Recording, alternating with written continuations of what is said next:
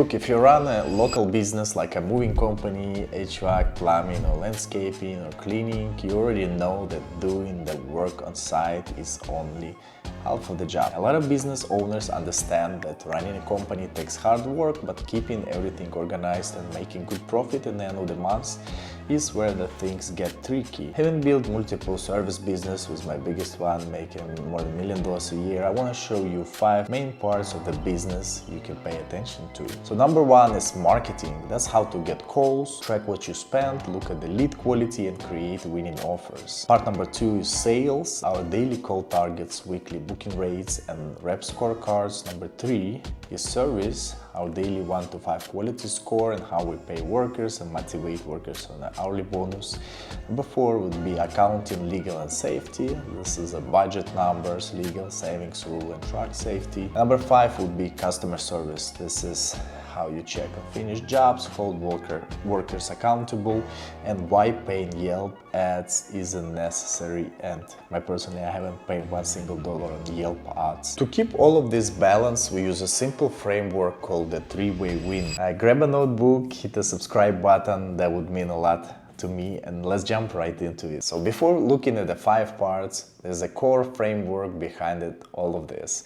So after creating thousands of documents, hundreds of educational videos and materials, standard operating procedures over the years, I realized something that people don't want to sift through hours of videos, and we need to give them some one easy framework that they can work and they can judge based on that. So I call it the 3-way win. Whether you make a decision in your business, it helps to ask what decision works out well for 3 specific group of people. It's gonna be either happy customers, happy workers, or happy owners. All 3 of those are true. The customer, the worker, and the owner are all happy. Then for local service or labor-based business, this is the correct path. So if any of those 3 break down, problem starts popping up. For example, if you have unhappy customers, but you have happy owners and the workers, then leads to bad reviews and then lost reputation, lost repeat business, higher marketing spend. If you have unhappy workers, that leads to equipment issues, bad attitudes, high turnover,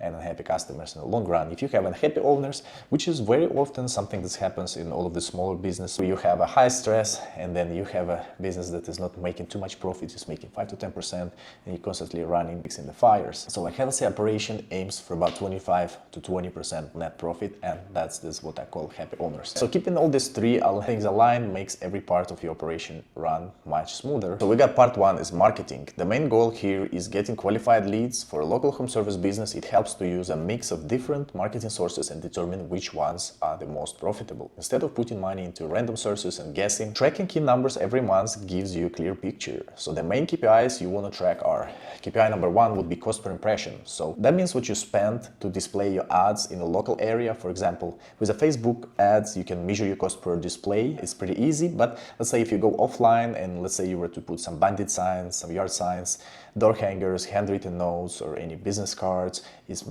might be a little more difficult to measure impressions across different channel, but it's very important to know cost per impression. Metric number 2 would be cost per lead. That means what it costs to get one person to contact you, whether they call, text, or message you. With some of the offline sources, it's going to be a little more difficult to get cost per leads. Well, for example, how would you get cost per leads price if you go and let's say you get your business cards and you live in offices of the storage facilities?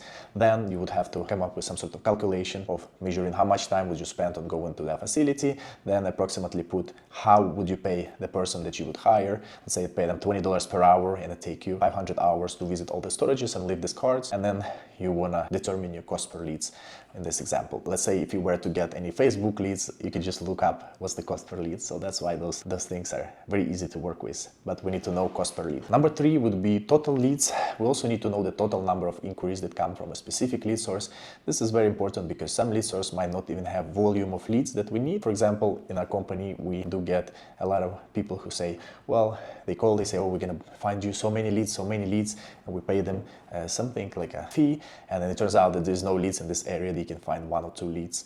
So it's just not even worth working with those companies. So also you need to know the total number of inquiries that came in from a specific lead source. You want to note on a lead volume, a very cheap cost per lead isn't always the full story. For instance, setting up an ads in a small town where there's no competitors operate might yield extremely cheap cost per lead, but you might only get 1 or 2 leads a day. Again, this was an example. That's what I'm talking about. The low cost per lead only works well when there's enough lead volume to actually fill your schedule. So for example, if you have only 1 or 2 leads, but they're very cheap, it don't really matter for you because it's not enough work leads to fill your schedule. Let's look at some of the other KPIs over here. When it comes to marketing, it's gonna be book jobs and booking rate. So that is key performance indicator that explains how many of those inquiries actually turned into book jobs on your calendar. Number 5 would be completed jobs. That means how many of the jobs that were scheduled in the calendar finished without cancellation. Number 6 would be bad leads, identifying leads that are not needing a service or they came with incorrect contact information like a wrong phone number or email. So those are key performance indicators that are related to book jobs. And there are some other key performance indicators that are related to money and costs. For example, number 7 would be total revenue. That means the total dollar amount generated from the jobs that were booked and completed.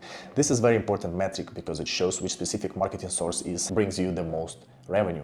The metric number 8 would be marketing spend percentage. This metric shows the percentage of total gross revenue going towards ads. So let's say in my industry, for example, 10% spending is really good spending, while 20% spending is a little excessive. So for example, if your business brings you $10,000 in gross revenue for the month, like let's say you spend $10,000 for the month in Google Ads and you made $100,000 for that month in revenue, that's going to be a 10% percentage of spending, marketing spend percentage, and that's going to mean that you're doing really good. But different businesses, different percentage, so you can actually go in ChatGPT and search your percentage, see whether it's good or not. The next KPI would be an average job size. So that means average job size, that's a total revenue divided by the total number of completed jobs. In home services, larger average job generally offer better overall profitability because fixed overhead costs like travel time, setup, dispatch, and stay roughly the same, whether the job is small or large. So the goal is always to get your average job size as high as possible. So the last metric would be cost to get a customer or acquisition cost. You take your total ad spend and divide by the number of paying customers that